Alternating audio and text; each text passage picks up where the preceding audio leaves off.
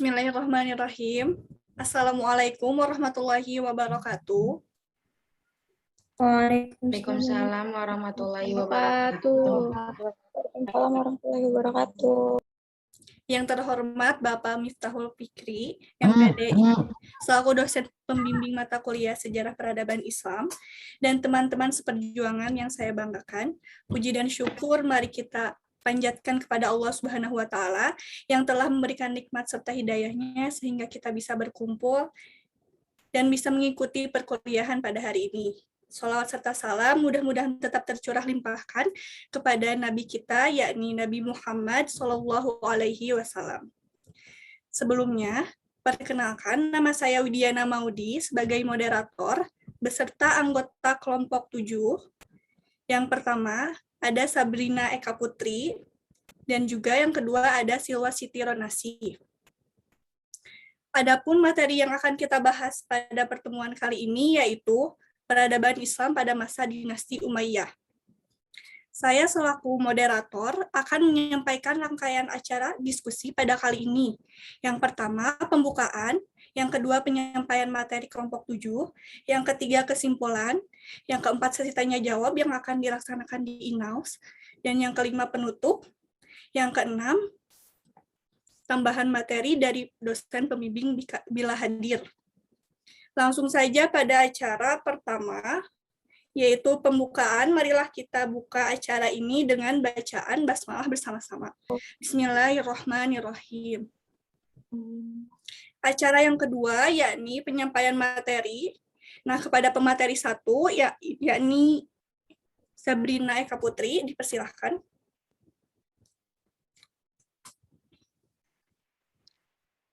Pertama ada pengertian dinasti Umayyah.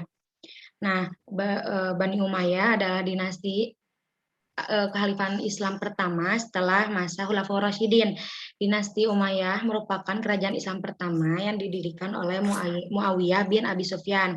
Nah, lama kekuasaan dinasti Umayyah ini terbagi dalam 2 periode. Yang pertama di Damaskus 90 tahun dari tahun 661 Masehi sampai tahun 750 Masehi, dan fase keduanya di Cordoba atau Andalusia dari tahun 756 Masehi sampai 1031 Masehi.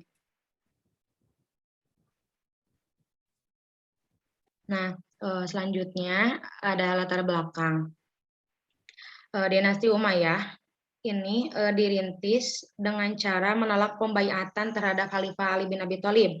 Kemudian ia memilih berperang dan melakukan perdamaian dengan pihak Ali dengan strategi politik yang sangat menguntungkan bagi pihak Umayyah ini.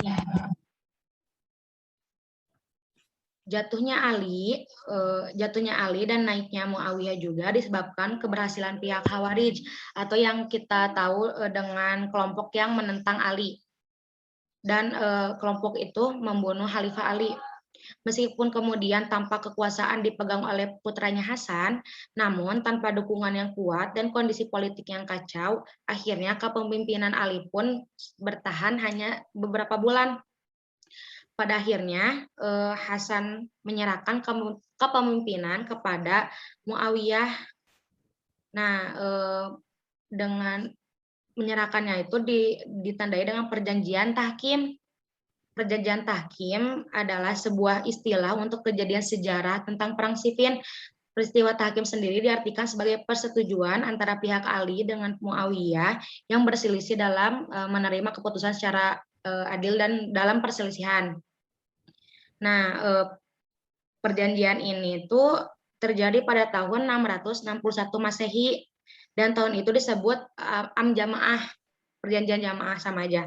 Karena perjanjian ini mempersatukan umat Islam kembali menjadi satu kepemimpinan politik, yaitu Muawiyah I. Lanjut. Selanjutnya ada sistem kepemimpinan dan penegakan dinasti. Muawiyah, sistem dalam dinasti Umayyah itu meniru kepemimpinan raja-raja Persia dan Romawi. Muawiyah membentuk kekuasaan berdasarkan garis keturunan.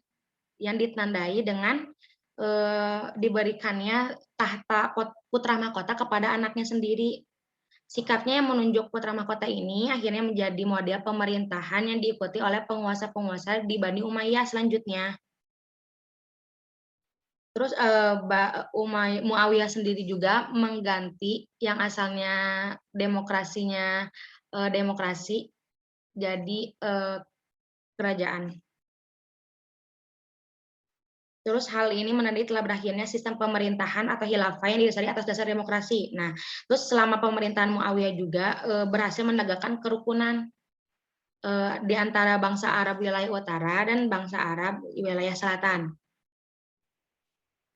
Selanjutnya, di sini ada fase pembentukan. Nah, fase pembentukan itu ada di kekuasaan 5 khalifah ini, 5 pemimpin ini. Nah, Muawiyah bin Abi Sufyan, Yazid bin Muawiyah, Muawiyah bin Yazid, Marwan bin Al-Hakam, dan Abdul Malik bin Marwan dalam fase pembentukan. Jadi di masa itu berfokus hanya untuk penyebaran wilayah dan buat ngedamaian para suku aja yang berselisih gitu. Jadi belum ada perubahan-perubahan yang sangat signifikan. Selanjutnya akan dilanjutkan oleh presentator kedua. Selanjutnya yaitu Khalifah masa kemajuan dinasti Umayyah. Di sini saya akan sedikit menjelaskan tentang khalifah di masa kemajuan, yaitu yang pertama Walid bin Abdul Malik atau disebut dengan Al-Walid I. Walid bin Abdul Malik memerintah pada tahun 86 sampai 97 Hijriah atau 750 sampai 715 Masehi. Nah, Walid ini orangnya suka damai dan menginginkan kebaikan-kebaikan. Jadi ia melakukan perbaikan-perbaikan di dalam negeri selama masa pemerintahannya berlangsung. Yang kedua yaitu Sulaiman bin Abdul Malik. Sulaiman bin Abdul Malik memerintah pada tahun 97 sampai 99 Hijriah atau 715 sampai 717 Masehi. Sulaiman bin Abdul Malik dilantik menjadi khalifah ketika Walid meninggal dunia. Ia adalah khalifah yang paling mudah dipengaruhi. Satu-satunya jasa yang dapat dikenang dari Sulaiman ini dari masa pemerintahannya itu adalah menyelesaikan dan menyiapkan pembangunan Jami'ul Umawi yang terkenal megah dan agung di Damaskus. Yang ketiga yaitu Umar bin Abdul Aziz atau Umar II.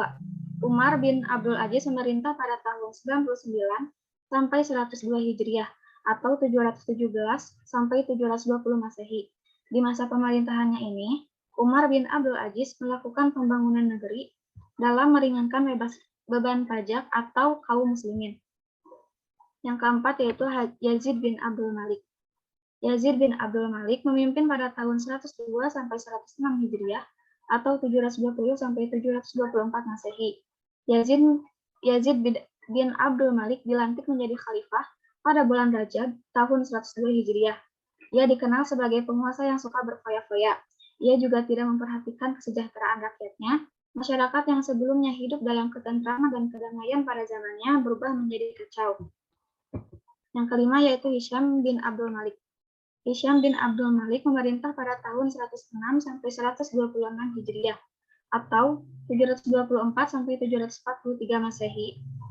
Hisham bin Abdul Malik dilantik sebagai khalifah pada bulan Rajab tahun 106 Hijriah bertepatan dengan kematian saudaranya yaitu Yazid bin Abdul Malik. Hisham adalah orang yang cerdas, nyantun, dan murah hati, dan juga dikenal sebagai ahli strategi dan seorang politikus yang handal. Selanjutnya khalifah di fase kemunduran, yaitu yang pertama ada Al-Walid bin Yazid atau Al-Walid II, Yazid bin Al-Walid atau Yazid III, Ibrahim bin Al-Walid, Marwan bin Muhammad atau Marwan III.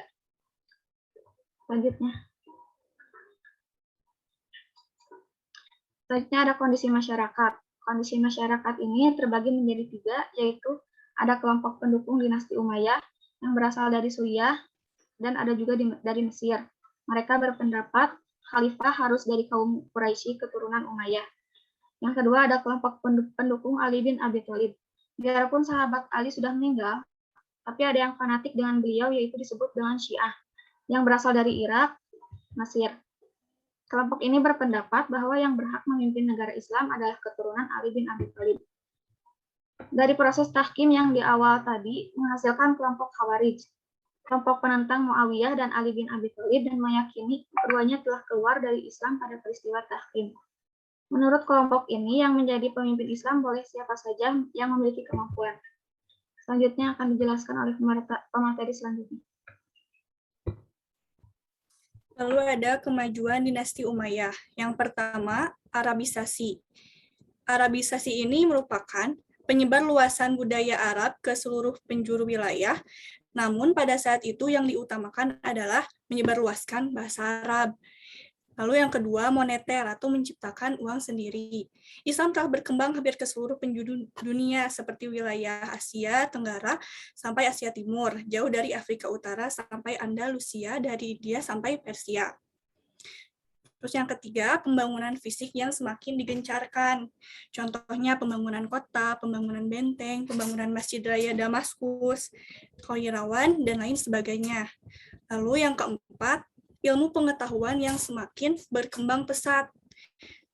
Jadi pada kemajuan dinasti Umayyah ini tercipta ilmu-ilmu seperti kimia dan kedokteran, ilmu qiraat, tafsir dan hadis, nahwu, serta gramatika.